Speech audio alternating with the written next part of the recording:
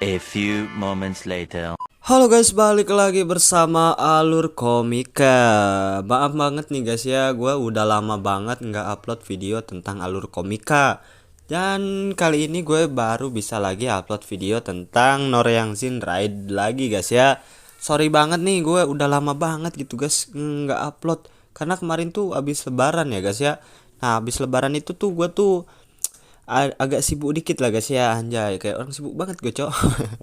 Oke, di sini kita bakal lanjut lagi untuk ngebahas Noreangsin Ride-nya part selanjutnya guys ya. Kita bakal seru-seruan lagi, kita bakal bahas komik lagi guys ya. Dan buat kalian yang mau saranin komik ke gua buat dibahas, kalian tag aja di kolom komentar ya guys ya, atau tulis di Instagram gua. Gue bakal taruh Instagramnya di kolom komentar ya guys ya, bukan kalau komentar ya, langsung aja di deskripsinya ada, klik linknya aja guys. Oke, tanpa basa-basi lagi guys ya, minal aidin wal faizin, mohon maaf lahir dan batin buat kalian semua para pencipta komik, para pencinta komik guys ya. Oke, jadi buat kalian yang belum subscribe channelnya Alur Komika, jangan lupa kalian subscribe channelnya Alur Komika dan like sebanyak mungkin biar gue lebih semangat lagi upload video tentang Alur Komikanya. Oke, langsung saja kita ke videonya, sekuy. Cerita diawali dengan Jigun yang sedang bersama Raja Mahu. Siapa ini? Apa ada seseorang badut yang datang saat aku melakukan ekspedisi? Hei, apa yang membuatmu bisa ke sini? Ucap Raja Mahu. Apa semua pasukan yang berada di bawahmu boleh jadi milikku? Ucap Raja Mahu. Jigun pun sangat ketakutan saat berdekatan dengan Raja Mahu. Jigun pun dirangkul dengan sosok Raja Mahu yang sangat tinggi besar seperti Wukong guys ya. Waduh, keren. Kapan dia datang? Aku bahkan tidak tahu kalau dia akan datang ke sini, ucap Raja Mahu. Di antara semua komandan korps, dia yang paling kejam, karena itu dia yang paling berbahaya. Pola serangannya sangat sulit tertebak dan dia terkenal dengan Dong Power. Bukankah seharusnya dia tidak bisa hadir? Aku tahu semua orang di sini, tapi aku tidak ingin menghadapi orang lain, ucap Jigun. Hahaha, jangan takut, aku suka Legion of Iron. Karena kau yang pegang, untuk apa menggunakannya? Aku tidak tertarik sama sekali, ucap Raja Mahu. Kau bilang kau yang akan menghentikan perang. Ini jadi menyenangkan, ucap Raja Mahu. Lagi pula, kami 10 komandan legion sudah bersumpah setia.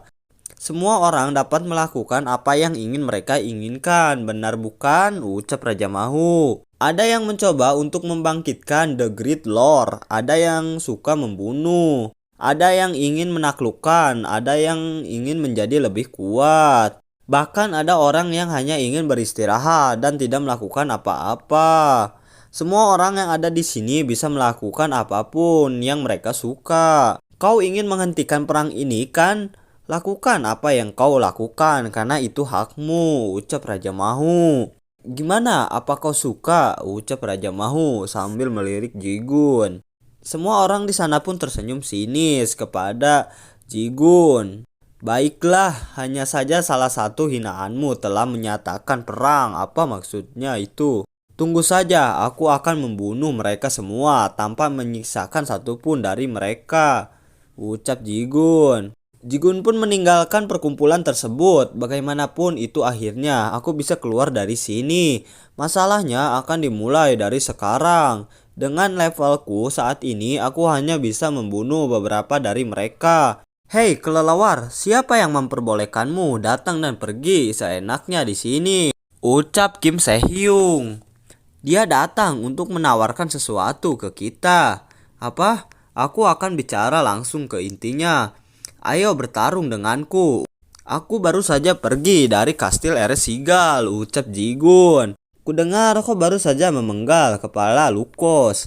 Jadi sekarang kau adalah Iron Bloodeds. Ya, apa kau akan pergi dan menulis surat wasiat karena sudah memenggal kepala orang tanpa izin? Aku beritahu untuk berpartisipasi dalam pertempuran sebagai komandan korps Iron Bloodeds yang baru.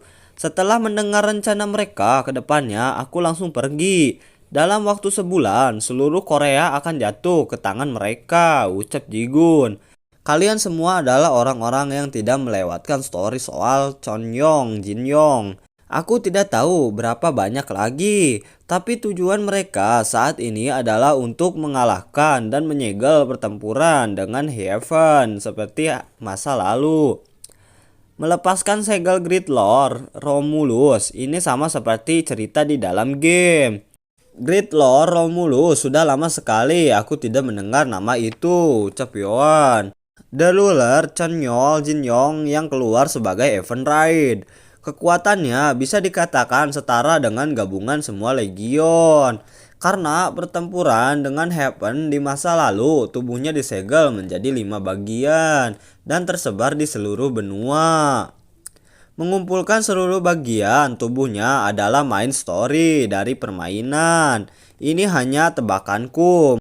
Menurutku, walau hanya latarnya saja yang berbeda, potongan-potongan tubuhnya tersebar di penjuru Korea, ucap Jigun. Story Cinyol Jenyong itu seperti apa sih? Ucap cewek tersebut. Seperti aku yang mengalahkan Lukus dan memakan Iron Army sebelum mereka membuka segel The Great Lord. Kami akan mengalahkan mereka satu persatu dan memakan mereka sedikit demi sedikit, ucap Jigun.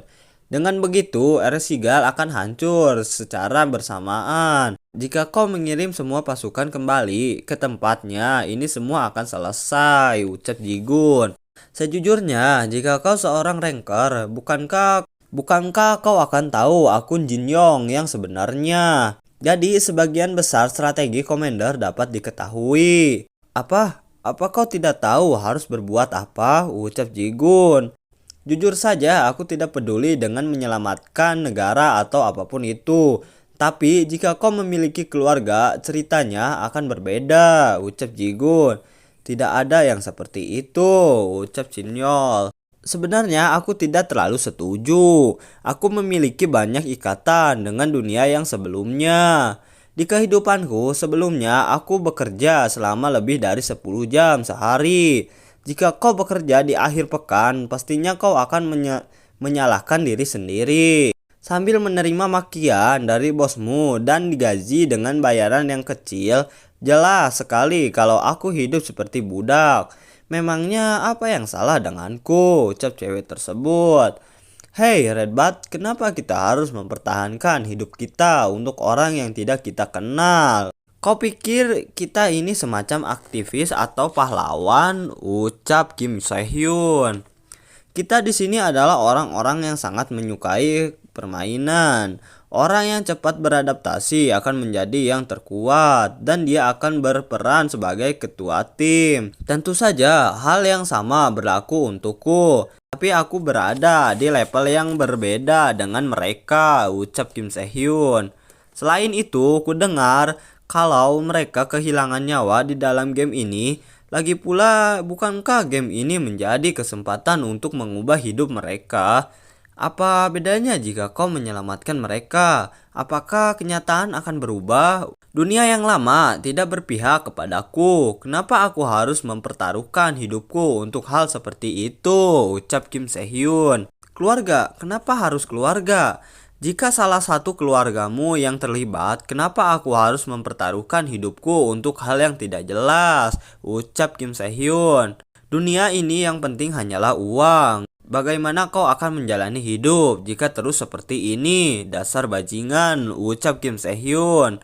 Di dalam dunia game ini, aku adalah yang terbaik, peringkat ke-7, ucap Kim Se-hyun. Aku tidak menyangka dunia game berpihak kepadaku sekarang. Uang, kekuasaan, wanita, tanah, sekarang semuanya berpihak kepadaku. Itu semua kata-kata dari anak yang menyedihkan, ucap Kim Se-hyun. Jigun pun bengong terdiam melihat kata-kata dari Kim Se-hyun tersebut. Kau bahkan tidak melakukan apa-apa untuk peringkat ke-7 dunia ini, ucap Jigun. Di dunia ini semuanya akan hancur, tak tersisa. Apa para gamers akan bermain game ini hanya untuk saling membunuh, ucap Jigun. Aku tidak tahu seberapa sengsaranya hidupmu yang dulu. Jika itu kehidupanku yang hancur, aku juga akan tetap berada di sini, ucap Kim Se-hyun. Jika hasilnya tetap sama, aku akan berusaha memperbaikinya, ucap Kim Se-hyun. Apa kalian akan membawa semua orang ke dunia yang kalian sendiri akan gagal 2 kali, ucap Kim Se-hyun. Aku cuma anak yang tidak mengerti soal pelajaran hidup. Ji-gun pun langsung menyerang Kim Se-hyun. Apa ini kebiasaan burukmu, ucap Ji-gun. Kim Se-hyun pun kesakitan oleh serangan Ji-gun. Bajingan ini, mari kita lihat. Kau tidak bisa mengerti apapun sekarang karena kau baru saja mengalahkan Lukos kan, ucap Kim Se-hyun. Kalau dipikir-pikir, sejak awal aku sudah tidak terlalu suka denganmu. Baiklah, sudah kuputuskan, ucap Kim Se-hyun.